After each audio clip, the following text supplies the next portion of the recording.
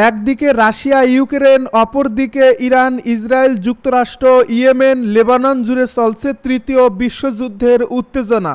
আর এরই মধ্যে আমাদের হাতে এসেছে গুরুত্বপূর্ণ আপডেট, আন্তর্জাতিক সংবাদ। শুরুতেই থাকছে পরমাণু আলোচনা নিয়ে ইরানকে স্টিভ উইটকফের নতুন বার্তা। আরও জানাবো যে হুঁশিয়ারি দিলেন ইরানি জেনারেল। এদিকে আমিরাতের পরিকল্পনায় হুতিদের বিরুদ্ধে শুরু হতে পারে স্থল অভিযান। আরও জানাবো দখলদার ইসরায়েলিদের নিষিদ্ধ করল এক মুসলিম দেশ। সব শেষে জানিয়ে দিব যুদ্ধবিধ্বস্ত গাজায় নেতানিয়াহু। শুনছিলেন হাতে পাওয়া গুরুত্বপূর্ণ আপডেট, আন্তর্জাতিক সংবাদের শিরোনাম, এবারে বিস্তারিত। তবে তার আগে অনুরোধ রইল একটি লাইক দিন এবং কমেন্ট করে জানিয়ে দিন ভিডিও সম্পর্কে আপনার মূল্যবান মতামত। আরও জানিয়ে দিন ভিডিওটি কোথা থেকে দেখছেন বা কোন জেলা থেকে দেখছেন। পরমাণু আলোচনা নিয়ে ইরানকে স্টিভ উইটকফের নতুন বার্তা। পরমাণু আলোচনা নিয়ে ইরানকে নতুন বার্তা দিয়েছেন যুক্তরাষ্ট্রের বিশেষ দূত স্টিভ উইটকফ। তিনি বলেন, ওয়াশিংটনের সঙ্গে একটি চুক্তিতে পৌঁছাতে হলে তেহরানকে অবশ্যই তার পারমাণবিক ইউরেনিয়াম সমৃদ্ধকরণ কর্মসূচি বন্ধ ও বিলুপ্ত করতে হবে। মঙ্গলবার আল জাজিরার এক প্রতিবেদনে এই তথ্য জানানো হয়েছে। এক বিবৃতিতে উইটকফ বলেন, যে কোনো চূড়ান্ত চুক্তিকে অবশ্যই একটি শান্তি, স্থিতিশীলতা এবং মধ্যপ্রাচ্যে সমৃদ্ধির কাঠামো স্থাপন করতে হবে, যার অর্থ হচ্ছে ইরানকে তার পারমাণবিক সমৃদ্ধকরণ ও অস্ত্রীকরণ কর্মসূচি বন্ধ করতে হবে। উইটকফের এই মন্তব্যটি আগের দিনের বক্তব্যের সঙ্গে বিপরীত। আগের মন্তব্যে তিনি বলেছিলেন, যুক্তরাষ্ট্র কেবলমাত্র কম মাত্রায় ইউরেনিয়াম সমৃদ্ধকরণে সন্তুষ্ট হতে পারে যদি তা কেবল জ্বালানি উৎপাদনের জন্য হয়।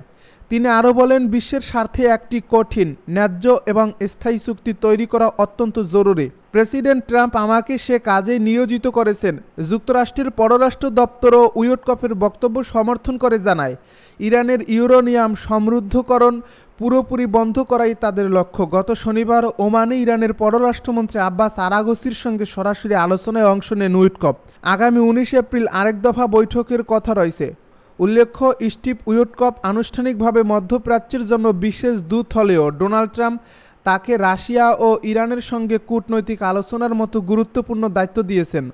ইরানের পরমাণু কর্মসূচি নিয়ে পশ্চিমা দেশগুলোর দীর্ঘদিনের উদ্বেগের মধ্যে এই আলোচনা আন্তর্জাতিক অঙ্গন নজরে রাখছে। এবার যুক্তরাষ্ট্রের বিরুদ্ধে যে হুঁশিয়ারি দিলেন ইরানি জেনারেল। ইরানের ইসলামী বিপ্লবী গার্ড কোর আইআরজিসির এক জেনারেল বলেছেন, ইরানের জাতীয় নিরাপত্তা এবং প্রতিরক্ষা ক্ষমতা নিয়ে কোনো আলোচনার দরকার নেই। Brigadier general Ali Mohammad Naeini ওমানে ইরান ও যুক্তরাষ্ট্রের মধ্যে দ্বিতীয় দফা পরোক্ষ আলোচনার আগে বলেছেন, জাতীয় নিরাপত্তা, প্রতিরক্ষা এবং সামরিক শক্তিতে ইরানের লাল রেখা বা সর্বোচ্চ প্রস্তুতি পর্যায়ে আছে। যে কোনো পরিস্থিতিতে এ নিয়ে আলোচনা করার কিছু নেই। ইরানকে কিছুই প্রমাণ করতে হবে না। ইসরায়েলের সরাসরি ইরানি হামলা ট্রু প্রমিস একের প্রথম বার্ষিকী উপলক্ষে এক সংবাদ সম্মেলনে এসব কথা বলেন জেনারেল আলী মোহাম্মদ নায়েনি। এই অভিযানে প্রথমবারের মতো ইসরায়েলের 3 শতাধিক ড্রোন এবং ক্ষেপণাস্ত্র দিয়ে হামলা চালায় ইরান।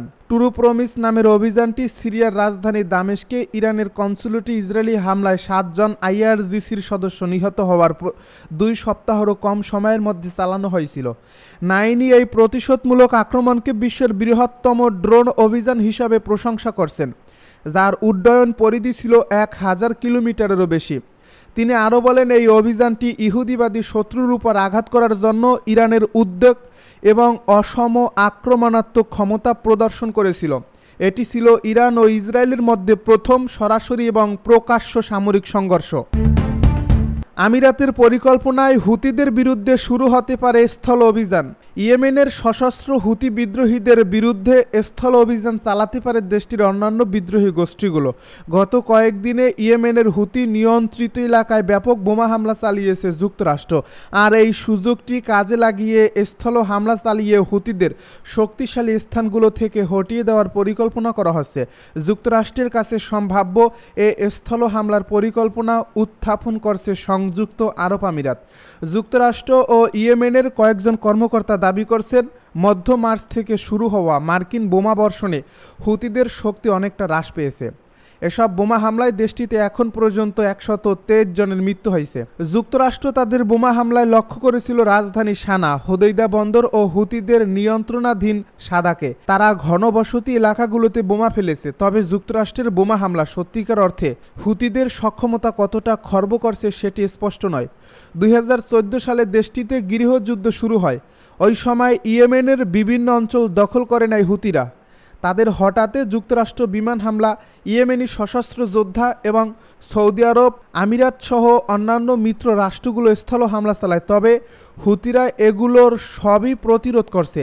ইয়েমেনি কর্মকর্তারা জানিয়েছেন তাদের পরিকল্পনা হলো স্থানীয় যোদ্ধাদের মাধ্যমে লোহিত সাগরের হোদেইদা বন্দর দখল করা এবং হুতি যোদ্ধাদের উপকূলীয় অঞ্চলগুলো থেকে সরিয়ে দেওয়া, যেখান থেকে লোহিত সাগরে যুক্তরাষ্ট্র ও ইসরায়েলের বাণিজ্যিক জাহাজগুলোতে হামলা চালাচ্ছে তারা। হোদেইদা বন্দরটি হুতিদের আয়ের সবচেয়ে বড় উৎস। এটির নিয়ন্ত্রণ হারালে তারা আর্থিকভাবে দুর্বল হয়ে পড়বে। একই সঙ্গে ইরান থেকে তাদের অস্ত্র আসার প্রধান পথটিও বন্ধ হয়ে যাবে।